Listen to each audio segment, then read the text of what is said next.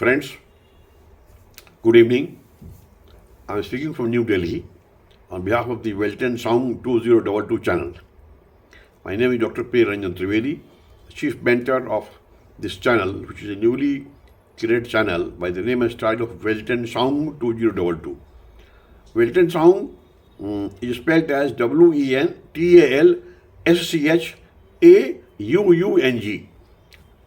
2022. So Welton Sound means the world view. So in simple language, you can see that the main idea of this channel is to have a new world view, the correct world view, so that we solve all the problems, global and local problems, as soon as possible. That is the idea. Friends, today is 3rd October and all over the world, Vishwa Prakriti Diwas, World Nature Day, is being observed. There are other dates also where World Nature Day is observed, but most important and most popular is 3rd October, and we have been observing this day for the past several years because our institution, Indian Institute of Ecology and Environment, where I am the founder, chairperson and the plenipotentiary,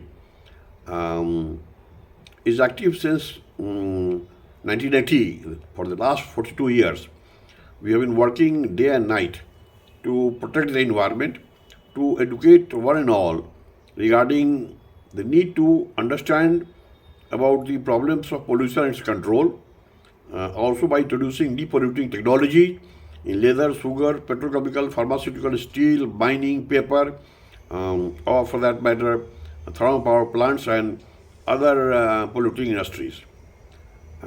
We are also engaged in educating everybody regarding wildlife conservation, preservation, population and community ecology, environmental education, environmental laws, pollution monitoring and control, then natural resources conservation, then pollution monitoring and control and environmental impact assessment, besides other related areas, including bioinformatics, geoinformatics, intellectual property rights, all these areas. So that way, the fitness of things that we are discussing, the urgent need to remember the World Nature Day, Vishwa Prakriti Diwas, and whatever we discuss, we practice also. Generally, in lectures, seminars, symposia, we speak very good things which are needed for the society. Once we go home, again, business as usual. Oh, no, whatever we say, we must implement it. That is very important. Coming back to the nature, nature is whatever around us is nature. Whatever is there, mountains are there, okay, oceans are there, rivers are there. Then you have, forests, you have wildlife,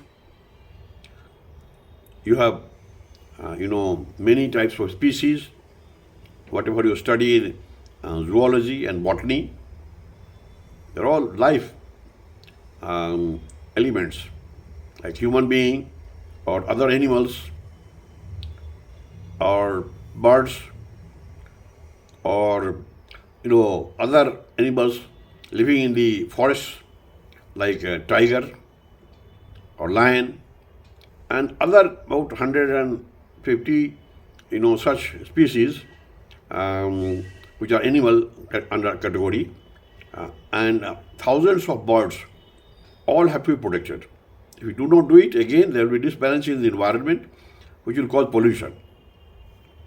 So you have to maintain the forests, we have to maintain the mountains, and we have to also understand that the disastrous effect of global warming leads to depletion of ozone layer. You will be amused to know that near Australia, there is ozone hole.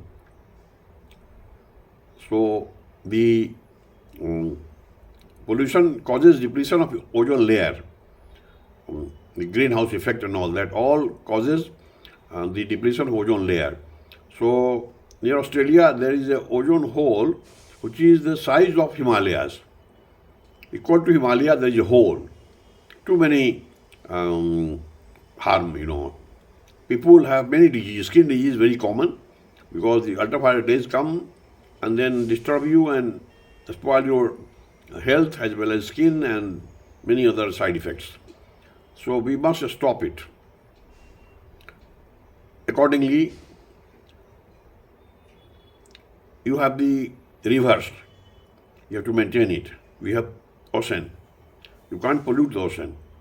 So, although for the employment generation we are advocating blue economy, which is nothing but the judicious utilization of ocean resources. But I am saying judicious, not casual. Because deep sea mining, deep sea fishing, these are all important things. Deep sea mining and deep sea fishing can lead to employment opportunities. Then shipbuilding, ship repair, all those things give employment. But then we have to see that all scrap must be taken out and reused by recycling process, not left there. Accordingly, we tourists go for ecotourism, the mountains, and throw away whatever useless items like plastic bags and all that. They generally leave it there. Plastic bags can't be recycled. There are most of the plastic products. In that case, it is a fitness of things that we do not use plastic products. That is very important. Government is putting a ban. Nobody does it. Sometimes it opened. The gutka or the pan parag, any other packaged material have plastic or even more danger than plastic, and it is thrown here and there. Even if it goes below the soil, for 1,000 years nothing will happen. The entire world will have a polluted environment, which is very bad. We should never commit this mistake of using plastics. For that, there is an urgent need for having attitudinal and behavioral change. Only then people will understand. We have to know that we are going to face a disaster and will be doomed if we do not stop our habits. This has to be told to people time and again. Because if it really happens, then we won't survive to say that we won't do it again. It is something like touching 440 volts and saying that I have touched it, sorry, I will never touch it again. No. After you touch 440 volts, you won't survive to say that you won't do it again. Such is the situation. In that case, it is very much essential that we do something which is very important for depolluting our environment. Coming back to, say, other aspects, as I said that, forests are important, even mountains are important, river also we have to keep it cleaner, and if the somehow river bed is going higher, in that we have to de-silt. The de-silting means taking out the useless soil which is accumulated in the river bed. That should be cleared. Otherwise, they will be flooding. So, if we change its route, that is not good. So, and we cannot artificially change the route of a river. Sometimes for hydroelectric power generation, and is the reason we change. That is also causing disasters. That is known as man-made disaster. So we have to see that, and either it is the birds or the wildlife, or for that matter, the mountains and the rivers or the forests. All those things are part of our nature. Another part of the nature is air. We must breathe fresh air. We are polluting the environment. The type of vehicular pollution, industrial pollution, and other pollution being caused, we have too much of pollution in the air, which is causing hundreds of diseases, heart disease or lungs disease, or you, for that matter, any other disease, like you will have eyes which will be having different types of defects, skin problem also. So we have to control this. Accordingly, we have to also see that besides all those animals, man is also an animal, but a social animal. So we have to see that men also survive. Men, women, both are part of, human beings are a part of our society, and they have to survive. It is part of nature. Now, if we disturb nature, what will happen? There was a time when we were using medicinal plants, products which were natural. Now we are not using that, or very less use, which has started of late, but the allopathic medicine, which has many side effects. So allopathic medicine and surgery are good if there is emergency. But for a good lifestyle, we do preventive medicine. If we use such medicines which are eco-friendly, health-friendly, which are based on medicinal plants, it is always better. So we have to see the benefits in the long run. Gradually, we have to change our lifestyle, and without lifestyle intervention, it's very unlikely that we will be safer in spite of the growing health budgets. I say that health budget can be reduced to zero. Let there be zero health budget. Although governments and people are asking increase the health budget and all that. Why? Reason is different. Actually, they want to spend more money on these drugs. I am saying that let us long for a day when we use only drugless therapies, not even medicinal plants. Drugless, in Hindi we call it Aushadhi Mukh Chikitsa. No Aushadhi, no medicine, no drug. I have myself compiled a list of 525 types of therapies which are drugless. And they are most effective. And I have also compiled 1000 pages on all the 525 types of treatments, therapies which are drugless. So altogether, the total number of pages of the encyclopedia, which is in e-format, is about 525,000 pages. That way, commonly used in South Asia, we can say 5,25,000 pages.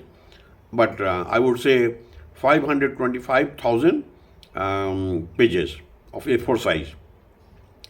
We have to promote that and let all the doctors, be it be allopath or homeopath or for Ayurveda or even surgeons, all have to understand the need of this type of drugless therapy. And if they recognize, only when it will be recognized. Actually, if the naturopaths and acupuncture therapists, acupressure therapists, and flower therapy, back therapy, magnet therapy, whatever therapies are there, if they promote, people will say, no, you are inferior to the allopathic medical doctor who has MD, BS or MD degrees. That is why you are shouting. But here is the opportunity for the modern medical practitioners to adopt this. If they speak something, when world is recognizing them, let them also have attitude and change, because they have to survive. Many of the medical practitioners, the modern practitioners, they are advocating for drugless therapies or even the therapies which are made out of medicinal plants. So that also is a part of nature. So there is no limit up to what extent we will go. Even farming we do, soil erosion is very dangerous. We have to protect the soil. And we have been mercilessly using fertilizers for the past several hundred years, and accordingly the soil is fully polluted. Not only polluted, now it cannot yield any productivity. And even if you use it, it will have too much of pollution in the soil, which will cause even cancer. I know of an area in Punjab from where train comes to Delhi, New Delhi. Train is known as cancer train.